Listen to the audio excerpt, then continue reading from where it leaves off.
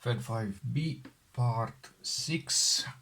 Last time I ended the video with the question of whether I would be able to get the rangefinder assembly back in place without taking the shutter out again, and I managed to do that. It wasn't very straightforward, meaning that I had to actually take the rangefinder arm off, screw down the rangefinder assembly, and then get it on again, and that is a bit tricky. Basically what I had to do was put the camera upside down, hold the assembly with one hand on top of the shaft, and with the other hand screw the retaining screw in an angle. And that's a bit tricky because you need to kind of drive the screw in the correct direction, so obviously in the direction of the screw hole while the screwdriver is angled. Also, at least in my case, the little square profile on which the rangefinder arm sits was very shallow because there are two shims, also in my case, beneath the rangefinder arm, so the arm wasn't indexing the square profile very well, and I had to slowly screw down the screw and wiggle the arm left and right until it found the correct position and I was able to sit it correctly. Alright, so now we have this part reassembled, and it's pretty much straightforward from now on, I hope. I did not cover the rangefinder assembly, but it's not a lot of stuff to do. You have to ideally remove this bit, and it has two screws underneath the base plate of the rangefinder assembly, so you can remove this part completely, and then by removing this screw you can take out this casing with the lens that sits inside. And it's probably not obvious, but there is one lens here, one lens on the other side, and the two of them can move independently. So by turning this outer ring, they move independently, and that means that a lot of dust can gather between the two lenses. That's why you need to remove both of them. I mean, you need to remove the front one to access the rear one that is cemented in this casing. Also, I removed this bracket in order to access all three sides of the prism and clean them really well. I cleaned this little prism mirror, whatever it is, on both sides, and that's about it. The only thing I did not do is add a bit of oil here, so between the shaft of the arm and its sleeve.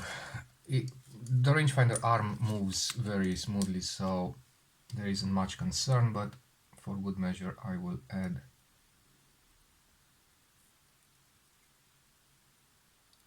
a tiny bit of oil.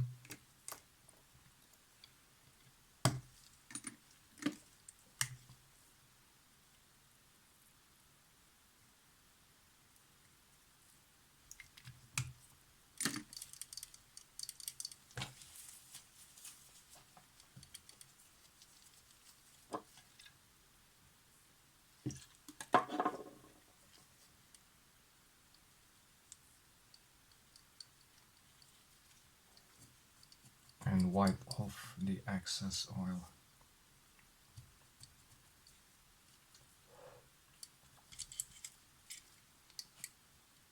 All right.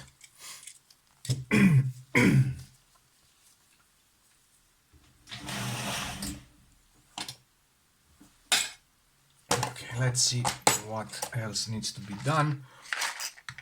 This is everything that's left. And oh damn, sorry, too much stuff that can move around, I suppose.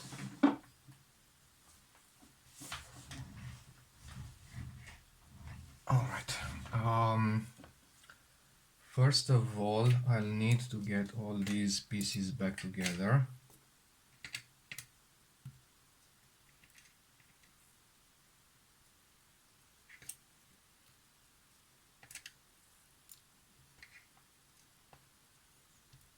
Then I will need to lubricate and reassemble these.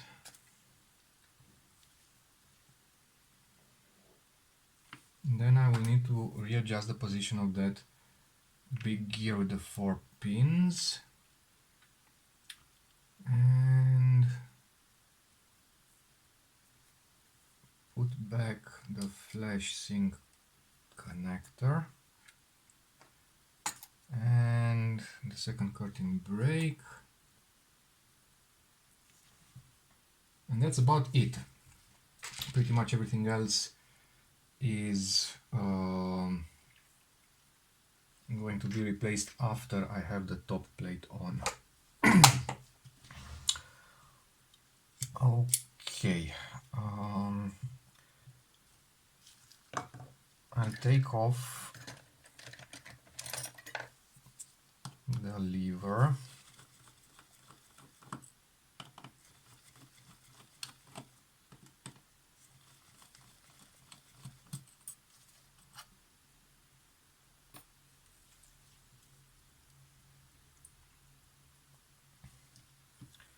And right now the shutter is in its unwound position, and I will have to wind it.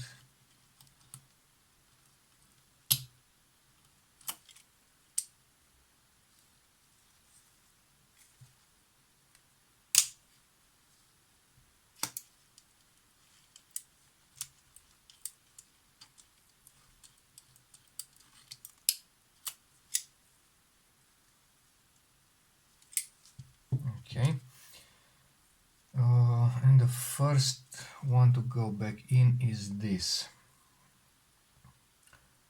And how was it with this little pin in this position, right?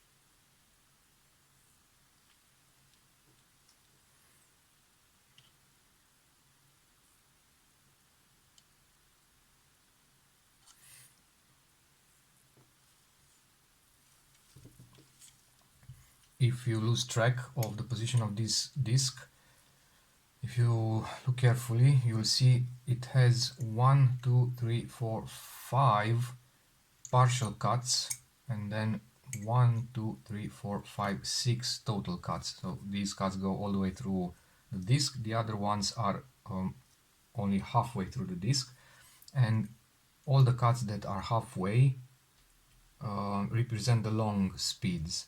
When the shutter is cocked, obviously the slot nearest to the ledge, so nearest to this part of the ledge, represents the highest shutter speed, 1/500 in the case of this camera. So obviously if the disc was 180 degrees out of place, you would have a partial slot near the ledge. So always full cutout near the ledge. And now, in order to get this thing back, I will have to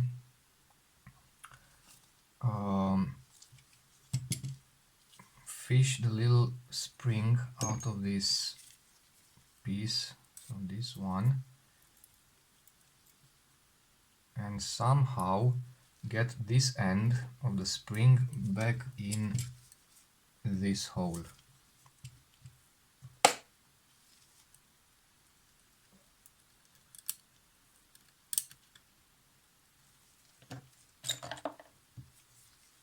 It helps to have some kind of a probe with hooks at the end of the tips. This one broke and I used a file to make a very small hook that might turn out handy in these kind of situations.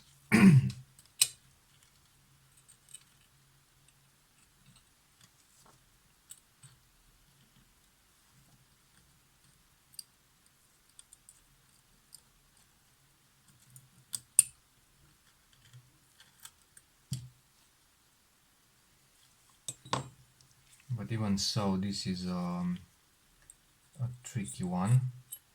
I don't really know why they went for this spring design. Zorkis, for example, don't have any springs. The only effect of the spring is that the shutter speed selector always wants to go back to 1/30th, I think.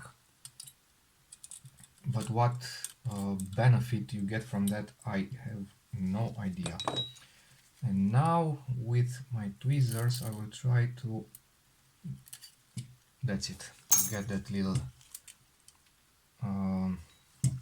tip inside the hole. And now I need to wind it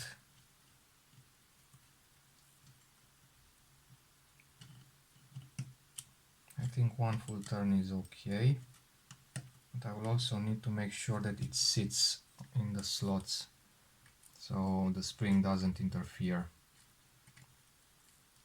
And right now I don't like the way it feels.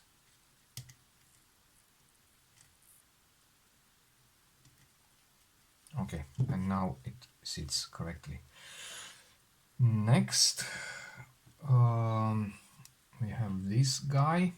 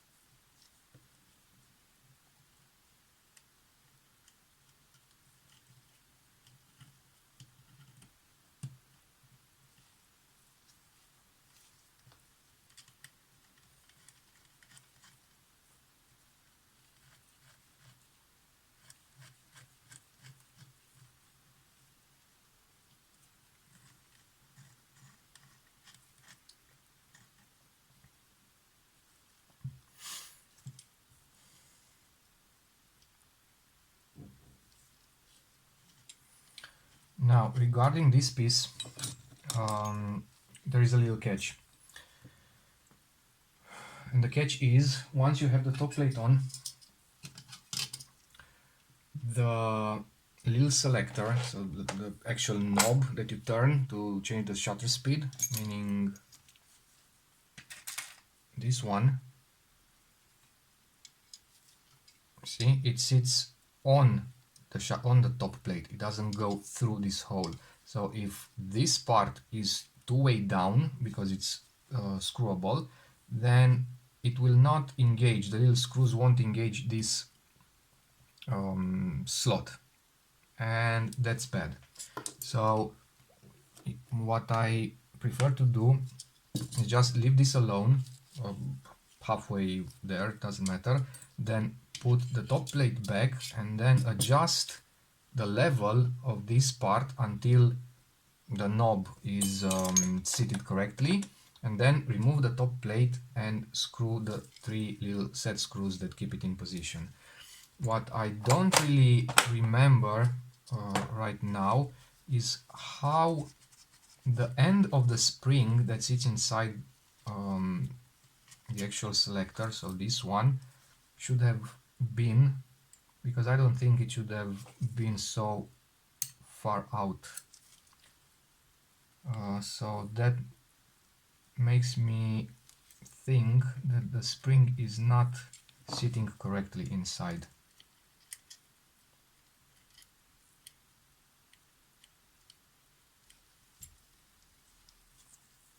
But I'm not really sure.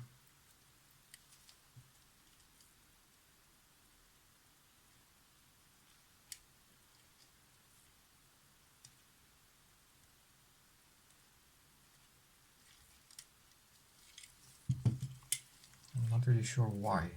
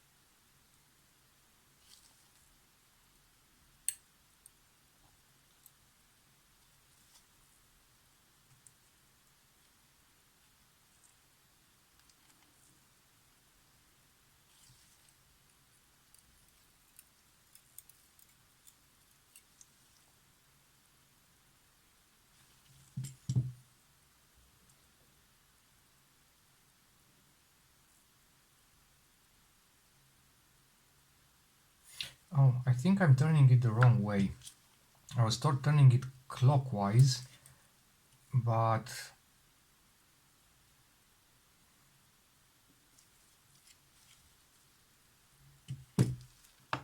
let me check with another camera to see what the actual tension is.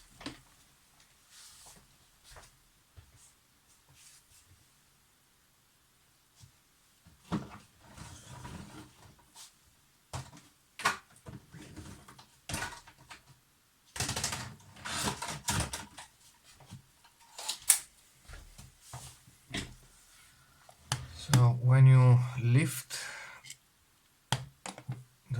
the shutter button, it will have the tendency to go back to 30th.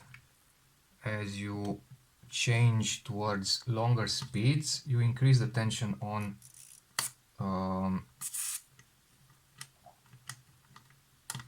the spring.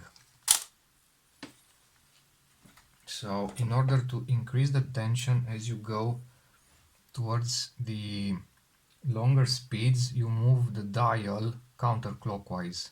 I was turning it clockwise. That was the mistake. See,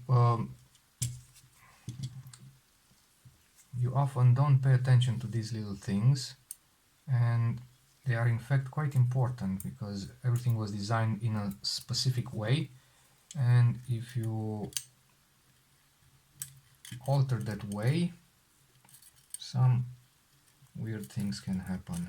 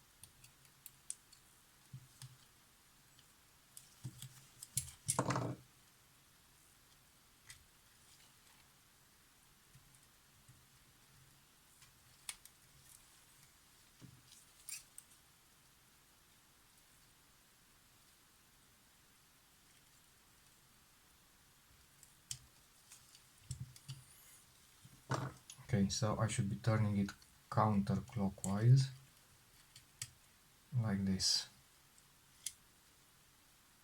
Alright. Next, I can put back this. So you have another spring that you will need to keep pressed down if you can.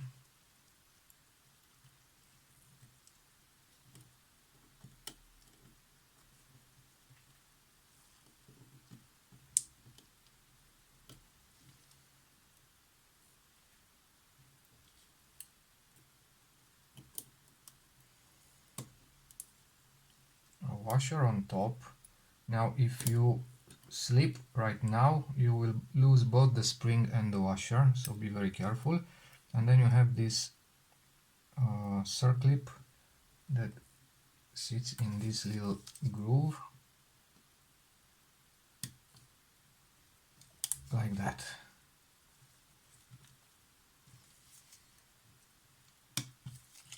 Alright, and now this thing is fixed in position and it should work.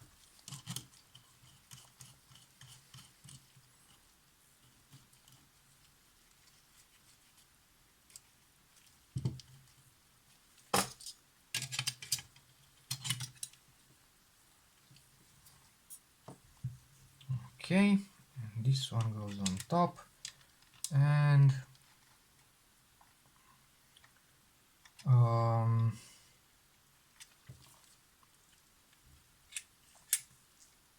if you look very carefully at this thing, you will see some very small notches, the marks from the little screws. This one is from the other thing. So the marks of the little screws, one mark is here, one mark is there. It's very hard to tell if this is the correct position, but I would be inclined to say that it is. It's not rubbing anywhere, it's not touching, and but you need to make sure you are not in one of the hollow slots, not hollow, shallow, the half slots, because if you are now in one of the half slots, when you go to a full slot, the disc will go even lower, I mean the knob, and the underside of the knob will hit and rub on the top plate. So I would say this is a good position. Maybe I would go like very small amount backwards, so counterclockwise. Okay, and right now I can use this position to screw the little grab screws or set screws. Obviously the best thing to have done at the disassembly stage would have been to mark a line just below this piece and another line, a vertical one, to mark the alignment of the two parts.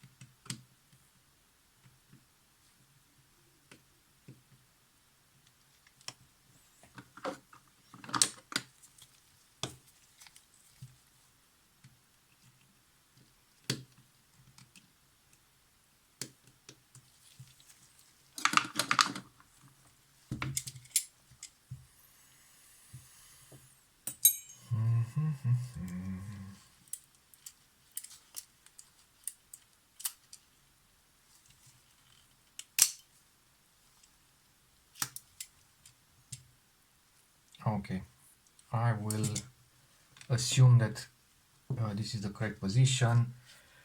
If not, I can still make changes before remounting the top plate.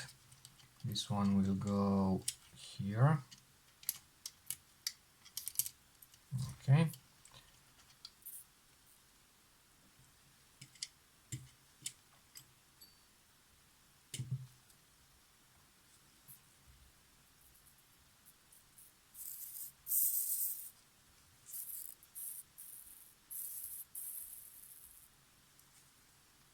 And I will use a bit of oil on this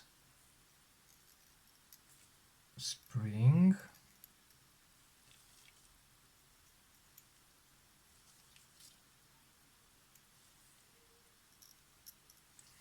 and also on these little three pins,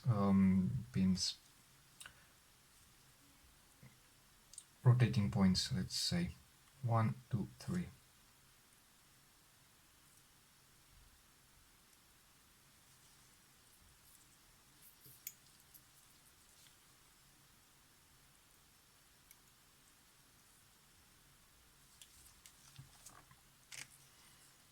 Of course, you could go ahead and totally strip this mechanism. It's not very difficult. The only problem is the fact that you need to separate this thing, so this cam, from that shaft, and they were pressed together, so there is a good chance that after separating them you won't be able to get a sturdy reconnection, so this cam will be a bit wobbly, and that's bad. That's why if the mechanism looks alright, I prefer to just leave it alone. After using the oil, you can cycle through them, through the tensioning a couple of times, just to work that oil in between the plates and the pins. And I also try to use a bit of naphtha and alcohol.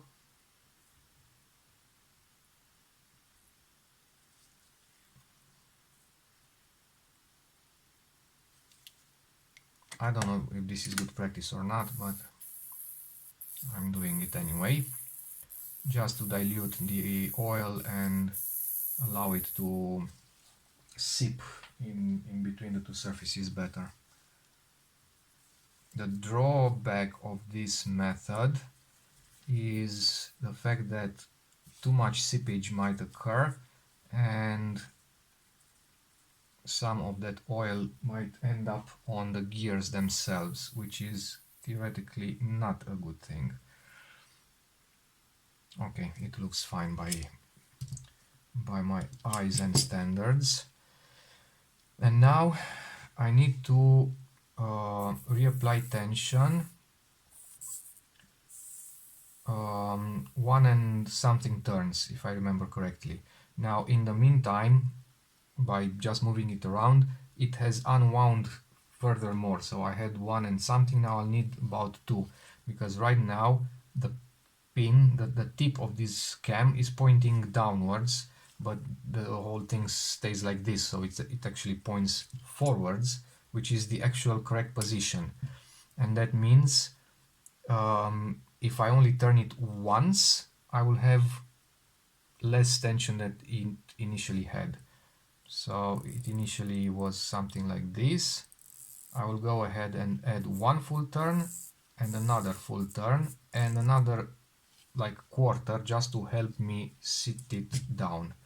And then you need to keep your fingers on either the main gear, the big one, or by touching the star wheel or any other gear, and that will lock the movement of the escapement.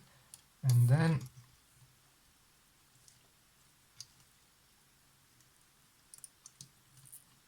I think I slipped, yep.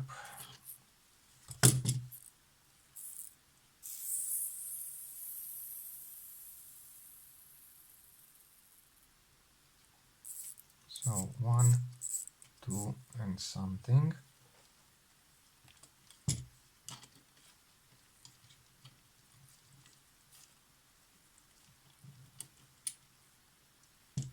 Okay, and now when you let go, it will buzz for a while and then it should stop.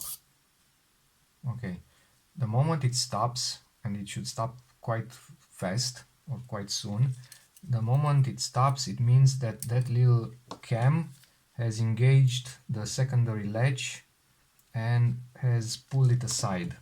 So right now, in theory, the camera should work on at least some basic speeds like B and 1/30 or something. And because before replacing the escapement, it wouldn't work on pretty much any speed. I mean, all speeds would look like a B. Well, my oh my, I forgot the bloody main latch.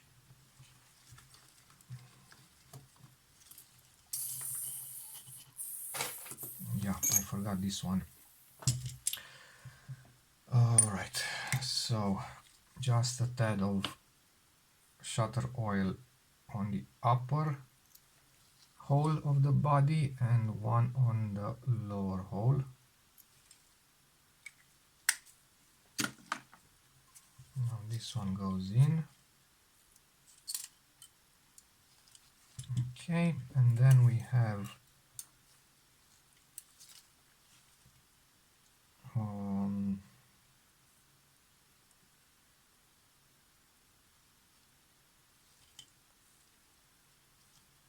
this should be like this, right? Yeah.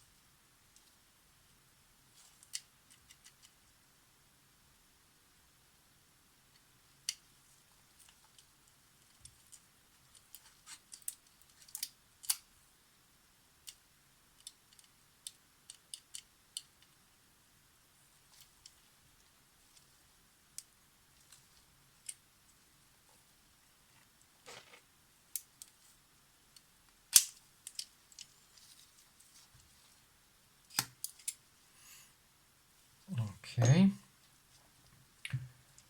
And now I can put this one back.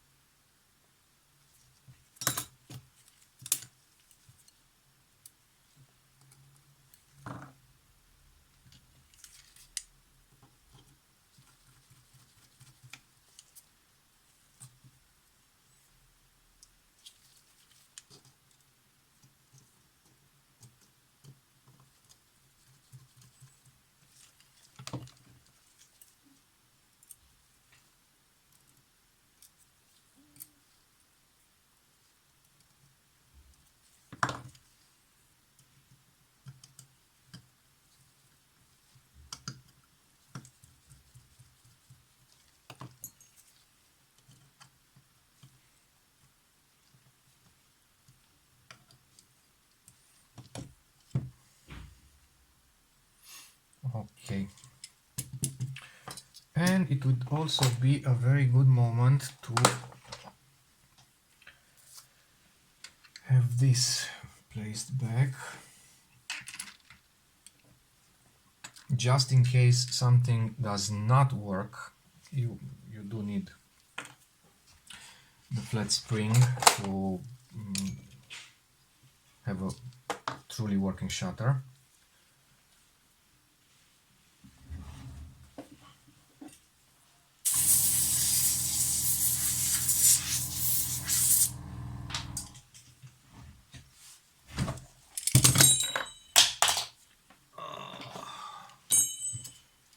Damn.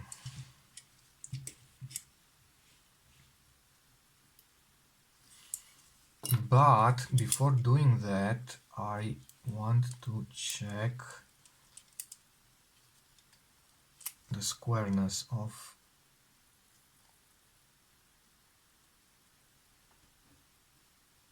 I need to add some shimming to the upper ribbon.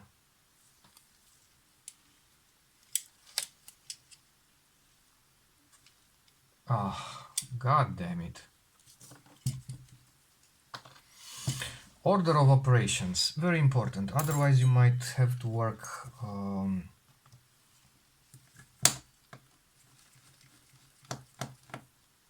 more times than needed for each thing. So in order to shim that upper ribbon, and I will show you and explain exactly what I mean in a moment, I need to also remove the upper light shield, and the upper light shield is held in place by these two screws. Now that's a bit nasty. I'll also need to remove this.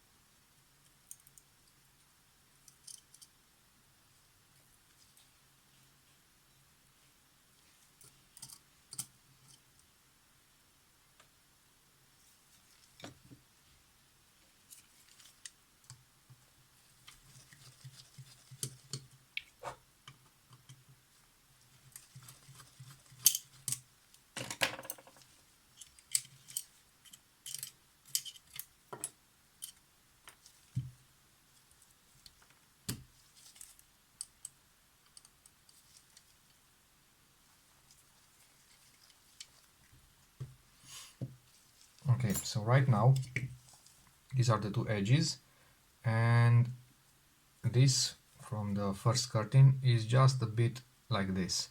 Now adding some curtain material or ribbon material, doesn't matter, between the upper ribbon and the main upper gear will actually increase the diameter of that gear, and therefore it will pull more of the upper ribbon, and the effect is the slight straightening. Now you can't do this for major crooked situations, but for very fine tuning of edge parallelism, it's perfectly fine. I don't know exactly in, let's say, millimeters how much you can adjust, but I usually do my best to get them straight from the get-go when replacing them.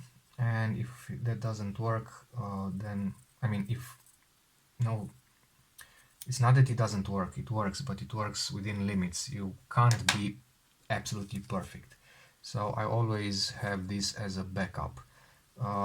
This is way too long, so I'm going to cut it something like this.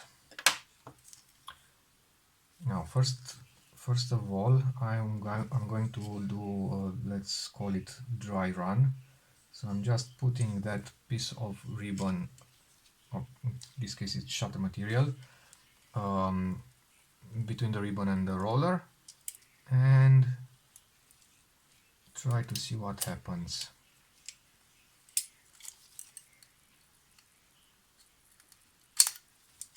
Just a second.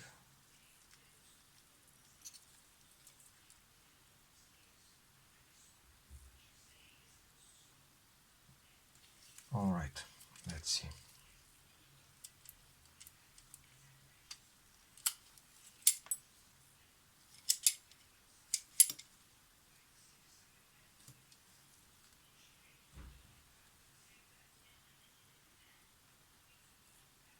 I almost nailed it. It's super close. Oh damn, I cut just a bit too much out of it.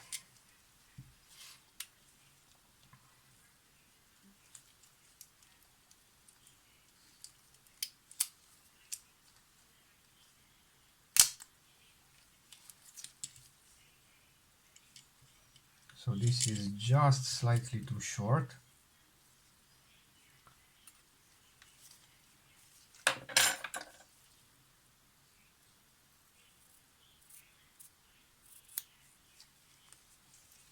These are all leftovers from curtain replacements. And if that was too short, I am going to cut it here. Maybe it's a bit long now, but I'm going to trim it down step by step until it's correct.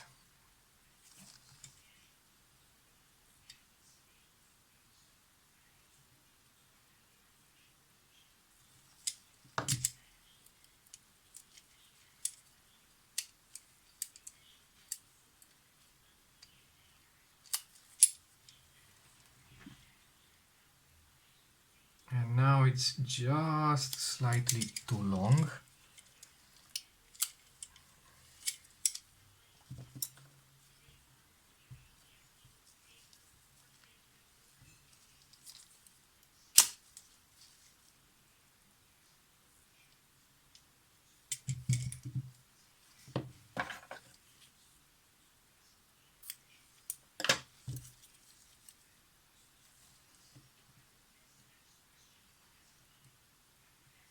Of course, nobody's going to notice, probably. I mean, if if I had a camera with the kind of slot that I have now between the curtains, and it was an original shutter with good curtains, I would call it a day. I wouldn't even bat an eye. But since I am actually doing this, I really like to have it as square as possible. And now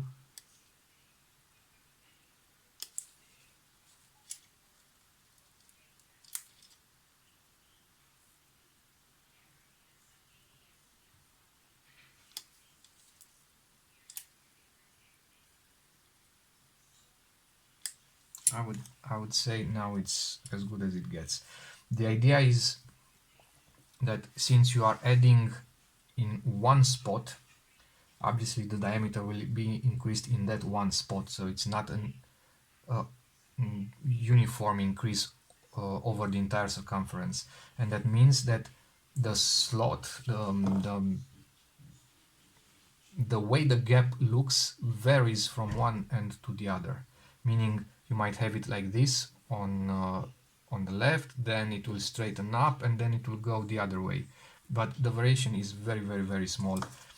I don't think I can even measure it.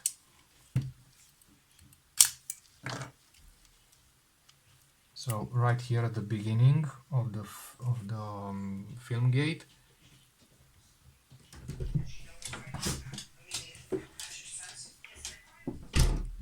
I would say it is like 0.1 maybe of a millimeter here gap when there is nothing here. So 0 to 0.1. Then at the center it's perfect, and at the other end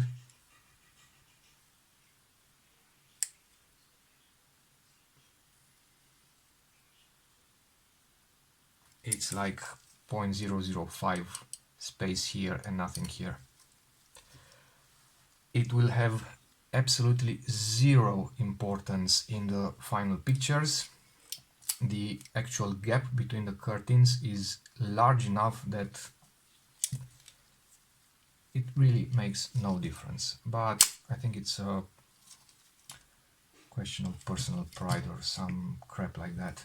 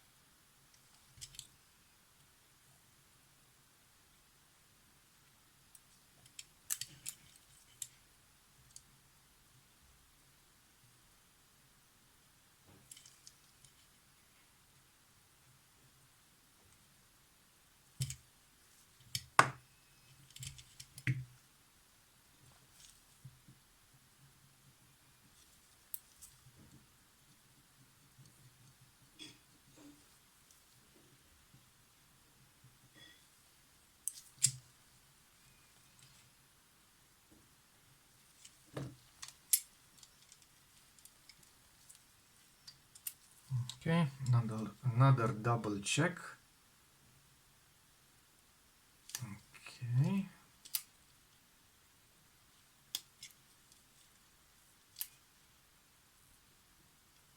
Okay. It looks fine. And now I can replace this.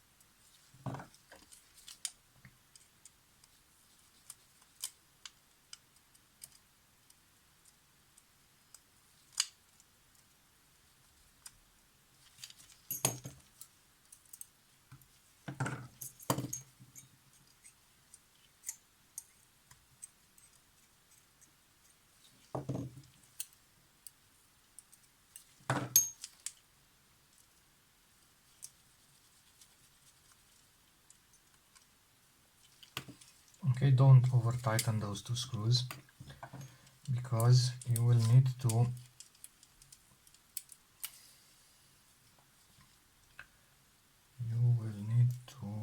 release.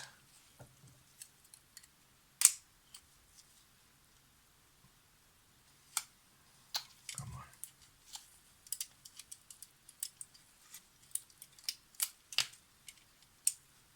So you will need to release the camera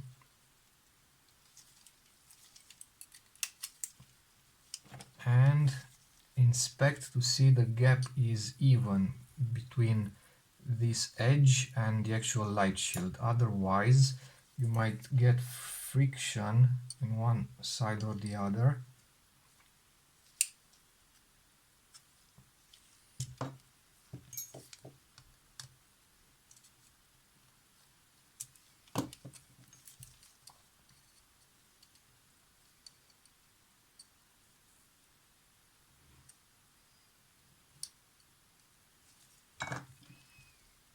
When you have it right, tighten the screws, recheck, and then tighten them for good. Well, it seems fine.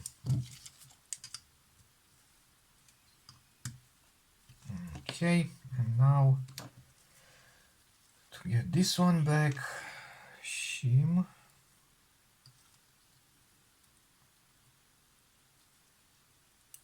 The gear.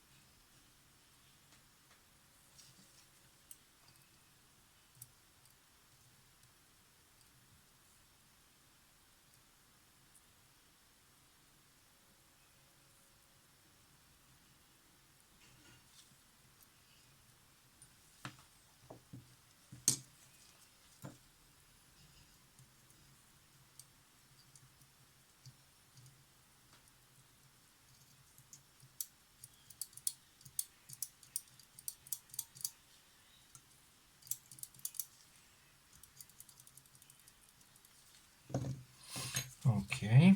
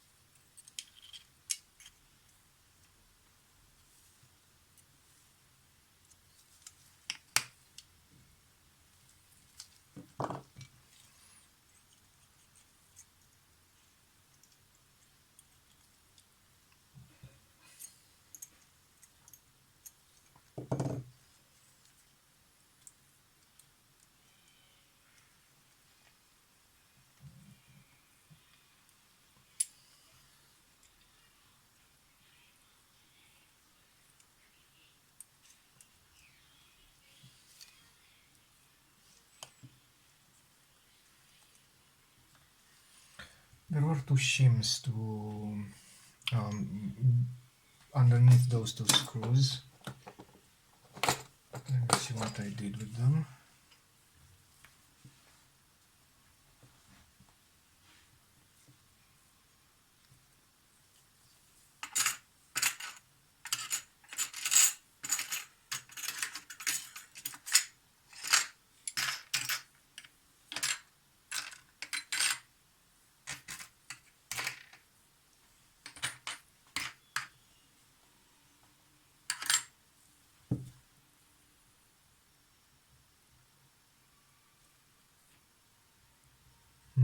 Maybe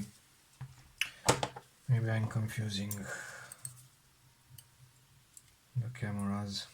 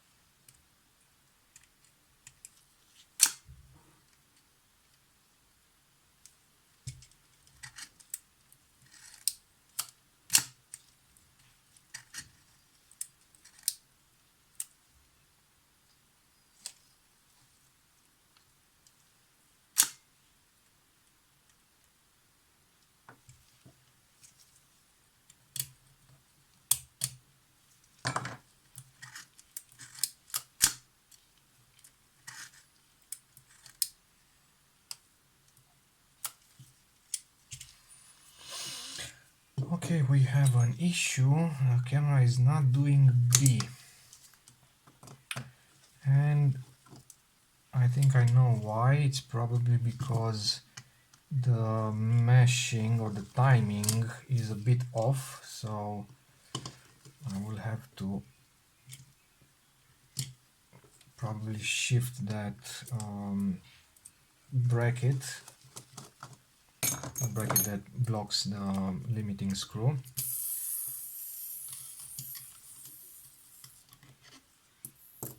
So a bit of troubleshooting.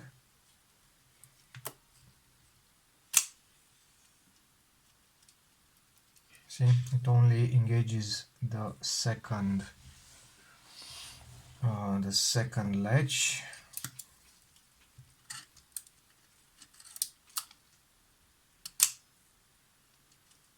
Why is that?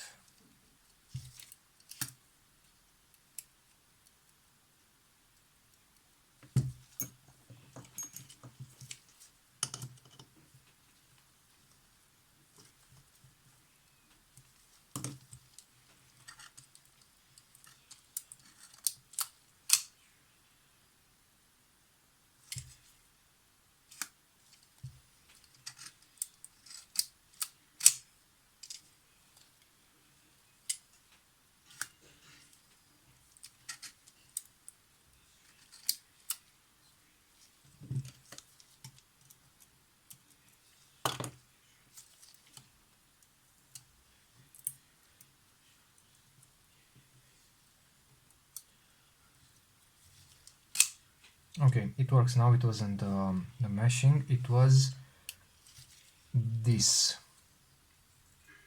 So this spring that presses on the latch was not pressing enough. I had to release the screw and push it a bit further in this bend so it would have more pressing power.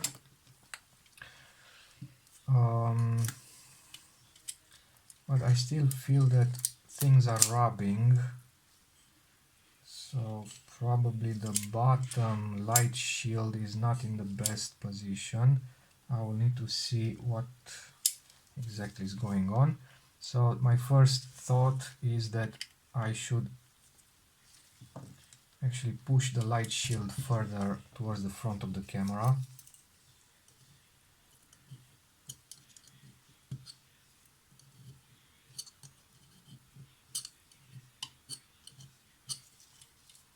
Okay.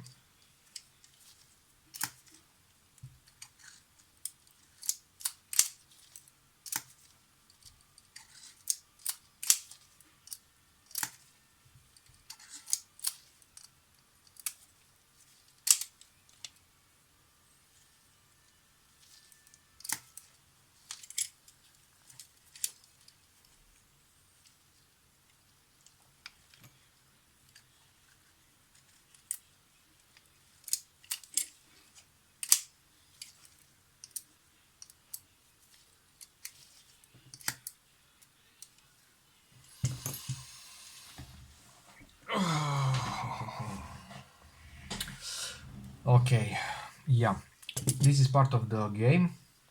All this troubleshooting, it rarely goes according to plan without any kind of hiccups. You just need to focus. I'm really struggling to both focus on what I'm doing and speaking at the same time. That's why I'm like a brain dead zombie. But yeah, you need to focus, you need to backtrack, you need to be careful at every little thing and every little step. For example, I had a tendency to put this flat spring over the top of this, which it was obviously wrong. The flat spring goes underneath this hook stuff, hook piece, in order for the camera to work. And I think it needs to sit more towards the front.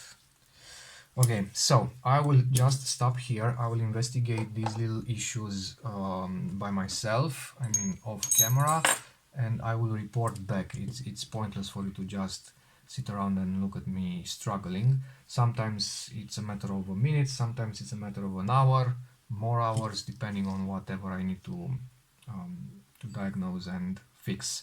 But right now I'm trying to fix this sound, which is pretty much common to this camera, if I'm honest. I will need to adjust the position of this gear, but we already covered that, so I don't really need to do it live. Just remove this screw, take the whole thing out, remove this screw, the spring, this Y-shaped latch, and then the gear can come out. Turn it clockwise around like 4 teeth, I think I counted in my case, to end up with a 2mm gap here, and then replace everything. And that will be it. So far it seems to be back to a working state. Next video will be all about adjustments, and hopefully this will be the end of the Fed 5. Yeah, see you next time.